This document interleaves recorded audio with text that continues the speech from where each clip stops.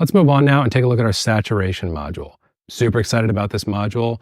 This one is easiest to understand in two pieces, okay? So we have, first of all, the ability to shape what I'm gonna call just our saturation curve, okay? So we've got low, medium, and high saturations, and we've got our overall saturations. Now I wanna emphasize here something that can be confusing in this module or in saturation tools in general is when I say low sat, I don't mean saturation of low luminance areas. I mean saturation of low saturation areas. So what we are doing in the sat module at a base is we are manipulating the saturation versus saturation curve of this image, okay? And we're doing that in a manner similar to the sat versus sat that we have available to us here inside of Resolve, but with some really important differences. First one is we're using a very different model. Second one is that we're using very different operations within that model. And we're also defining low, medium, and high saturation in a much more intuitive way than what we get with the sat versus sat. So I like to think of this personally. I'm going to go in and make some adjustments here. My sort of working idea of the saturation module, I like to think about it almost as lift gamma gain for saturation. And I want to be careful there because when I say that, that might make you think of tonality. I don't mean to say it is doing anything tonal. As we said, this is just about saturation.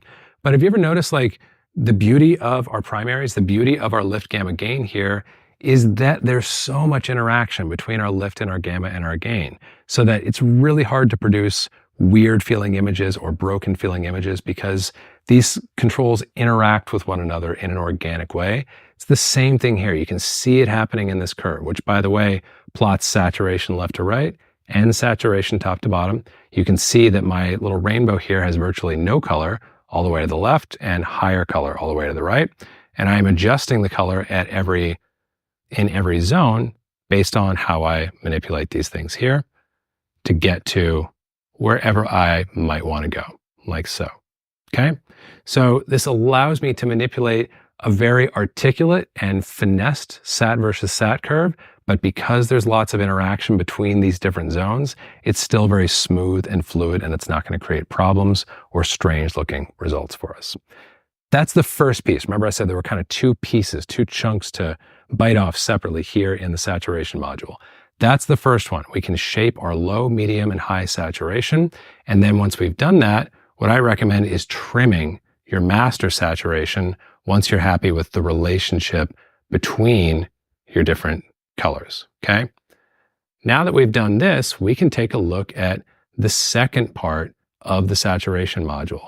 That's these versus sliders. Remember, we already talked about this in the split module. Here they are again. The versus sliders play an important role here and in the density module that we're going to be covering in just a minute. The versus sliders, anytime you see those, they're there for two reasons. One, I want you to have fewer sliders rather than more. I don't want to overwhelm you with a bunch of unnecessary sliders. We talked about that in the curve module. Two, even more importantly, these versus sliders allow you to define a relationship explicitly that you need to be defining. So when you are introducing this saturation into your image, let's just look at this first slider. If I go all the way to the left here, this saturation is only being pumped into my reds and I'm having no effect at all on my cyans. If I go all the way to the right, same logic, only going into my cyans. You can kind of see it in her wardrobe here. None of it is affecting my reds at all. The only red adjustment that I see here at all is because there's some magenta and or some yellow living in these washing machines, for example. But the red channel is being unaffected because of how I'm distributing this saturation operation using these versus sliders. So it's the same principle here, red versus cyan, as with green versus magenta and blue versus yellow. It's a really powerful way of saying, here's how I want to distribute or apply this saturation curve to these different areas of my color wheel. One thing that I really like to do with this is to adjust my red versus cyan as I'm pumping saturation in, because most of us have probably observed before, what's the thing that you usually bump into when you're like, okay, I think I've gone as far as I can with my saturation? What is it? It's skin, right? Usually skin starts to feel weird the quickest when we're doing sat operations. And at that point, we have to say, oh, I guess that's as far as I can go. Or maybe I got to back off a little bit because the skin's already starting to feel kind of funky. But what if you wanted to go further? What if you wanted to do more? you can do that here in this module by biasing things towards your cyans. And if you really want to flag things off of your skin completely, you could complement this with turning your blue versus yellow all the way to blue. And now you're going to get a bunch more saturation in all these other areas of your image. You didn't have to back off that overall saturation. You're just not going to get as much of it, or in this case, virtually none of it, on your skin tones, because skin lives somewhere in between red and yellow. So up here, we are defining an articulate curve. Down here, we are distributing that strength into the different areas of our color wheel as we wish to see it distributed for our creative intent. So it's a really powerful kind of 1-2 punch within this module. And lastly, we've got a luminance mask here, so that if you want to say, hey, I only want to push this into values that are below a certain luminance threshold, well, that's really easy too.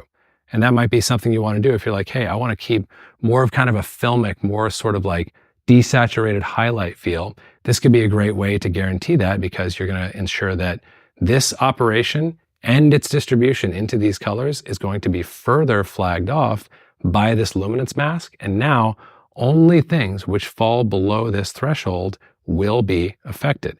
Everything above a 0.22 on this 0 to 1 scale will be completely unaffected by our saturation operation, and allows you to kind of further control, refine, and finesse how the saturation that you have called for is actually being imparted into your image.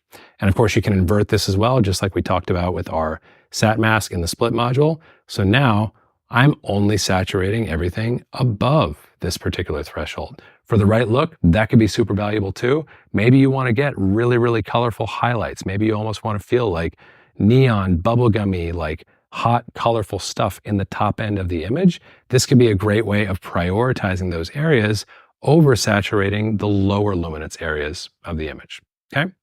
And then lastly, we've got this ability to flag our adjustments off to one or more of our pairs. So let's say, for example, I really just want to go crazy with red saturation. Let's just max this out.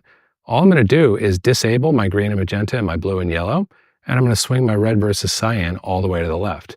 Now, all I'm doing is hard pumping color into my reds. No other colors are being affected whatsoever. So these checkboxes allow you to really focus your effect, if that's your intent or what you're aiming to do, without having any effect on the other hues in your color wheel. In our case, I don't think that's quite right. I'm going to step back through a couple of these pieces here and go back to, in this case, we don't want to go quite that hard with it. I'm going to reset this module, and I'm just going to set my distributions back to 50-50-50. Just because these sliders and these controls are here doesn't mean that you have to use them. They're just there if you need to use them and you need to focus your efforts. And just like our modules are ordered in order of priority, sliders are ordered in order of priority. So if you didn't have anything to do within your SAT module but work your curve, these first 4 are more important than these 4 here. These are there to allow for additional finesse if you have time and if your vision demands that you go further with that. In this case, I think this looks great. Just going right like this. I might even just slightly bias things over to my red and over to my yellow.